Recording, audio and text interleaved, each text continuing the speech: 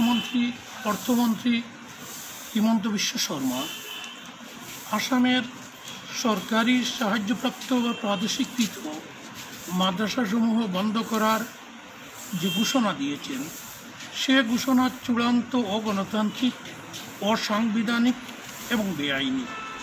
এই সিদ্ধান্ত আমরা আসামের জনসাধারণ এবং জনসাধারণের প্রতিনিধিত্বকারী বিভিন্ন ধর্মীয় সামাজিক সংগঠন, বিশেষভাবে উত্তর পূর্ব ভারত এমারতে শরিয়া ও নওদাতুত তামির, জমিয়ত উলামায়ে হিন্দ, উত্তর পূর্বাঞ্চল আহলে সুন্নাত ওয়াল জামাত, নিজামুল মুসলিমিন, আহলে হাদিস, জামাতে ইসলামী, প্রতিটি সংগঠন সহ মাদ্রাসা শিক্ষা দরদি মুসলিম সমাজসেবী কেউ এই সিদ্ধান্ত মেনে নিতে পারবো না এবং এটার জন্য আমরা তীব্র প্রতিবাদ জ্ঞাপন করছি।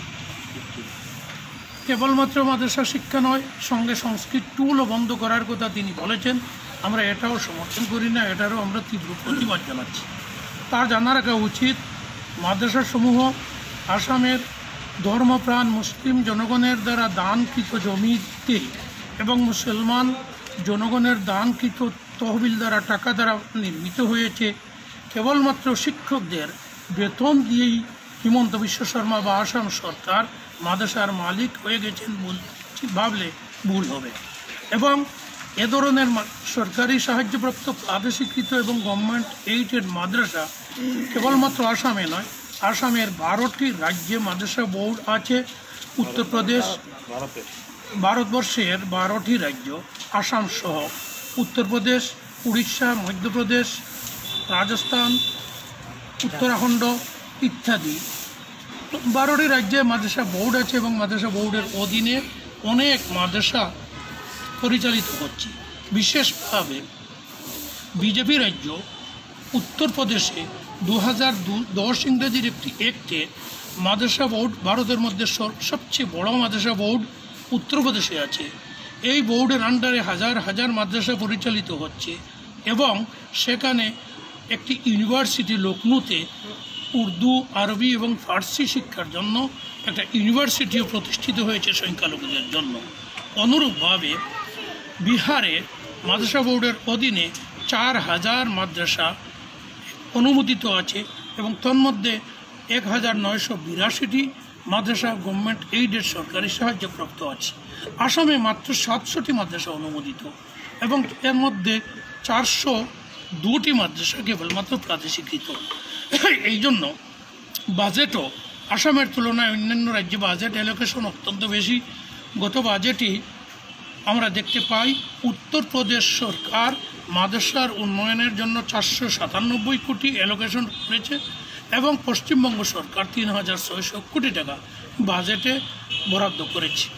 এজন্য কেবলমাত্র হিমন্ত বিশ্ব শর্মা সে চিন্তা করলে ভুল হবে যে কেবল আসামেই সরকারি, তিনি একটি কথা অত্যন্ত বাজেভাবে বলে থাকেন যে সরকারি টাকা দ্বারা ধর্মীয় শিক্ষা দেওয়া যাবে না। আরে ভাই, তাকে আমি অনুরোধ করি, শিক্ষামন্ত্রীকে, অর্থমন্ত্রীকে অনুরোধ করি যে ভারতের সংবিধান তিনি যেন ভালোভাবে পড়ে নেন। ভারতীয় সংবিধানের 28, 29 এবং 30 নম্বর ধারায় মাইনরিটিসদের সমস্ত শিক্ষার অধিকার, শিক্ষা প্রতিষ্ঠান পরিচালনার অধিকার স্বীকৃত, গ্রান্টেড। সুতরাং তিনি মুখ দিয়ে বললেই বন্ধ হয়ে যাবে এটা মোটেই নয়। আমরা আজকের এই দোয়া মাহফিল থেকে আসাম সরকারের কাছে আমরা আগেই মুখ্যমন্ত্রীকেও আমরা উত্তর পূর্ব ভারত এমারতে শরিয়া ও নওদাতুত তামিরের পক্ষ থেকে স্মারকলিপি দিয়েছি এবং আজকে 5টি ধর্মীয় সংগঠনের পক্ষ থেকে আসামের মাননীয় শিক্ষামন্ত্রীকে অনুরোধ করব তার সিদ্ধান্ত প্রত্যাহার করার জন্য।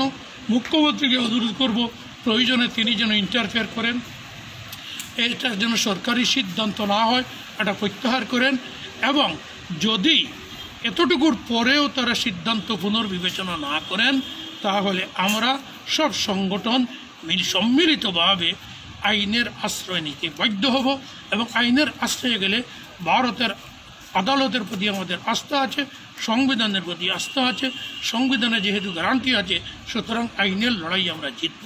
তবে আমার মনে হয় হিমন্ত বিশ্ব শর্মা যে না বুঝে এটা করছেন এমন নয়, সংবিধানও পড়েছেন, জানেন, সব কিছু জানেন।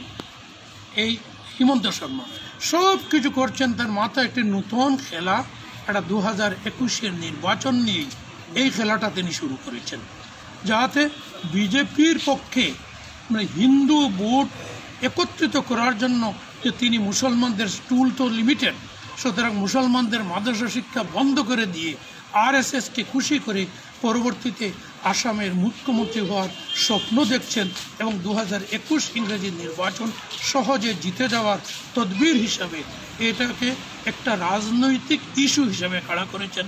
আমি মনে করি আসামের জনসাধারণ তার সেই খেলাটাও বুঝে নিয়েছেন। অতএব আমি সর্বশেষভাবে সরকারের নিকট অনুরোধ করব তাদের এই সিদ্ধান্ত প্রত্যাহার করার জন্য, নতুবা আজকে যারা জমায়েত হয়েছিলেন প্রি সিনিয়র টাইটেল মাদ্রাসার শিক্ষক কর্মচারী, তারাও সবাই সংকল্পবদ্ধ যে এই সিদ্ধান্ত প্রত্যাহার করার জন্য যত সব ত্যাগ স্বীকার করতে লাগে, যে ধরনের গণতান্ত্রিক আন্দোলন করতে লাগে তারাও করবেন বলে আমাদের সামনে প্রতিশ্রুতি দিয়েছেন এবং আমরা সামাজিক ধর্মীয় সংগঠন সর্বশক্তি দিয়ে এর বিরোধিতা করে যাব। আমরা জিতব, জয়ী হব, কারণ এটা একটা রাজনৈতিক খেলা। 2021 শেষ, তারপরেই শেষ। হিমন্ত শর্মা জানেন পরবর্তী কোনো সরকার আসলে তার এই খেলা আর থাকবে না। ধন্যবাদ।